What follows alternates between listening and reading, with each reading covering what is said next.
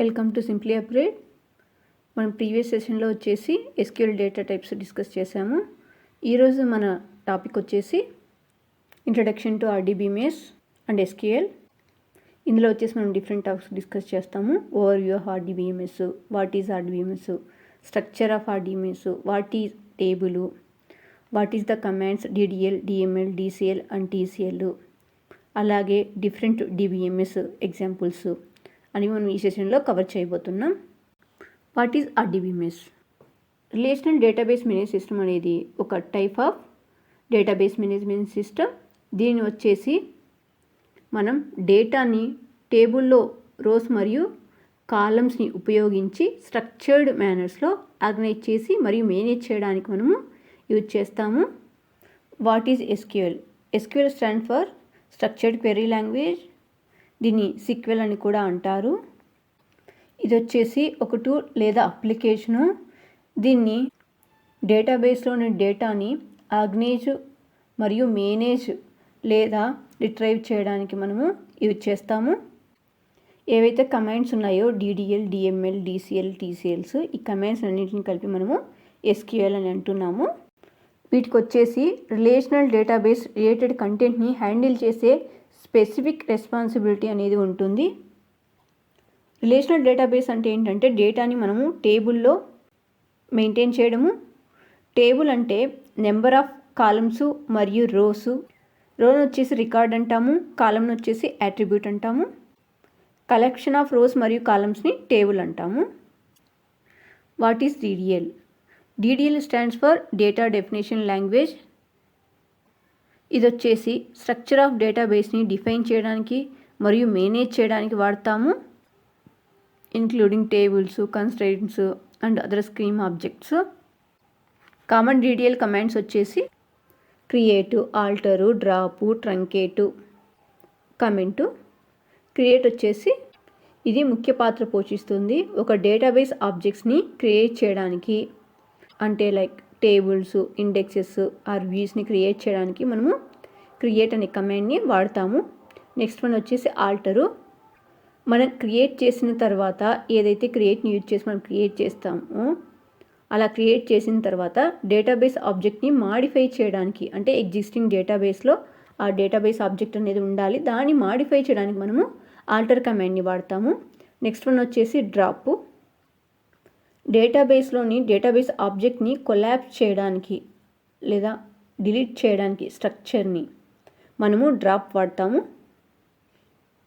DDL commands వచ్చేసి database schema మీద work అవుతుంది. నెక్స్ట్ వన్ వచ్చేసి ట్రంకేట్. ట్రంకేట్ వచ్చేసి ఒక టేబుల్లోని పూర్తి డేటాని అంటే ఆల్ రికార్డ్స్ని డిలీట్ చేయడానికి వాడతాము. స్కీమా మాత్రం అలాగే ఉంటుంది. What is the drop and truncate? ఇది చాలామందికి వచ్చే క్వశ్చను, డ్రాప్కి మరియు ట్రంకేట్కి మధ్య డిఫరెన్స్ ఏంటి అని. డ్రాప్ చేసినప్పుడు ఆ పర్టిక్యులర్ రో ఏదైతే ఉంటుందో అది మాత్రమే డ్రాప్ అవుతుంది. ట్రంకేట్ చేస్తే ఏమవుతుందంటే టోటల్ డేటా మొత్తం డిలీట్ అవుతుంది. ఇప్పుడు సపోజ్ ఒక టేబుల్ని మనం ట్రంకేట్ చేసామనుకోండి, మొత్తం టేబుల్లో ఉండే డేటా మొత్తం వెళ్తుంది, కానీ టేబుల్ మాత్రం అలాగే ఉంటుంది. మనం సెలెక్ట్ స్టార్ అని కొట్టి టేబుల్ చూస్తే టేబుల్ నేమ్ అయితే ఉంటుంది, టేబుల్ అయితే ఉంటుంది, కానీ అందులోని డేటా మాత్రమే మొత్తం డ్రాప్ అవుతుంది. నెక్స్ట్ కమాండ్ వచ్చేసి కమెంట్. ఇది వచ్చేసి కమెంట్ని యాడ్ చేయడానికి లేదా డేటాబేస్ ఆబ్జెక్ట్స్ని డిస్క్రైబ్ చేయడానికి మనము కమెంట్ అనే కమాండ్ని యూజ్ చేస్తాము. నెక్స్ట్ వచ్చేసి DML stand for data manipulation language. ఇది వచ్చేసి డేటాబేస్లోని డేటాని మ్యానిపులేట్ చేయడానికి మరియు క్వెరీ చేయడానికి మనం DML కమాండ్స్ని ఉపయోగిస్తాము. డిఫరెంట్ టైప్స్ ఆఫ్ కమాండ్స్ ఉన్నాయి. సెలెక్ట్. ఇది వచ్చేసి డేటాని ఒకటి లేదా అంతకన్నా ఎక్కువ టేబుల్స్ నుండి రిట్రైవ్ చేయడానికి లేదా గెట్ చేయడానికి వాడతాము సెలెక్ట్ కమాండ్ని. నెక్స్ట్ వన్ వచ్చేసి ఇన్సర్ట్. ఇది వచ్చేసి కొత్త రో లేదా కాలంని ఇన్సర్ట్ చేయడానికి మనము ఇన్సర్ట్ కమాండ్ అనేది వాడతాము. అప్డేట్. ఇది వచ్చేసి ఎగ్జిస్టింగ్ డేటాని మాడిఫై చేయడానికి. ఆల్రెడీ మన దగ్గర ఆ డేటా మనం ఏదైతే పర్టికులర్ డేటాని మెన్షన్ చేస్తున్నామో ఆ డేటా అనేది మన డేటాబేస్లో ఆల్రెడీ ఉండాలి. అలాంటి డేటాని మనం అప్డేట్ చేయడానికి, అంటే బై మిస్టేక్ ఏదైనా మనం చేసి ఉంటామో అలాంటి మిస్టేక్స్ని మనం అప్డేట్ చేయడానికి మనం అప్డేట్ కమాండ్ అనేది. అప్డేట్కి ఆల్టర్కి డిఫరెన్స్ ఏంటనేది చాలామంది. To modify the structure of డేటాబేస్ని ఆల్టర్ కమాండ్ యూజ్ చేస్తాము. మన డేటాని ఏదైతే మనం డేటాబేస్లో డేటా మీద వర్క్ చేయడానికి మనము అప్డేట్ కమాండ్ అనేది యూజ్ చేస్తాము. నెక్స్ట్ కమాండ్ వచ్చేసి ఒక టేబుల్ నుంచి రోస్ని రిమూవ్ చేయడానికి మనము డిలీట్ అనే కమాండ్ వాడతాము. అలాగే ఇక్కడ మనకు ఇంకో క్వశ్చన్ కూడా వస్తుంది, what is the difference between delete and drop అని. డ్రాప్ వచ్చేసి DDL కమాండు, ఇది వచ్చేసి డేటాబేస్ స్ట్రక్చర్ డేటాబేస్ స్ట్రక్చర్ని ఇంపాక్ట్ చేస్తుంది. డిలీట్ వచ్చేసి డేటాని, అంటే ఏదైతే మనం రికార్డ్ డిలీట్ చేయాలనుకుంటున్నామో దానికోసం మనం డిలీట్ అనే కమాండ్ని వాడతాము.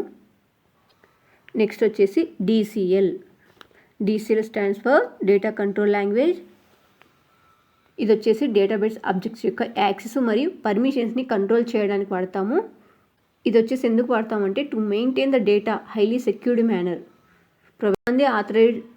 కొంతమంది ఆథరైజ్డ్ పర్సన్స్కి మాత్రమే డేటాని ప్రొవైడ్ చేయడానికి మనము DCL కమాండ్స్ని వాడతాము. ఇందులో వచ్చేసి గ్రాంట్, రివోక్ అనే కమాండ్స్ ఉన్నాయి. గ్రాంట్ వచ్చేసి ఇది వచ్చేసి ప్రివిలేజెస్ లేదా స్పెసిఫిక్ డేటాబేస్ యూజర్స్ లేదా రోల్స్కి అసైన్ చేయడానికి వాడతాము. నెక్స్ట్ కమాండ్ వచ్చేసి రివోక్. ఇది వచ్చేసి ఏ పర్మిషన్స్ అయితే గ్రాంట్ ద్వారా ఇస్తామో వాటిని బ్యాక్ తీసుకోవడానికి రివోక్ అనేది యూజ్ చేస్తాము.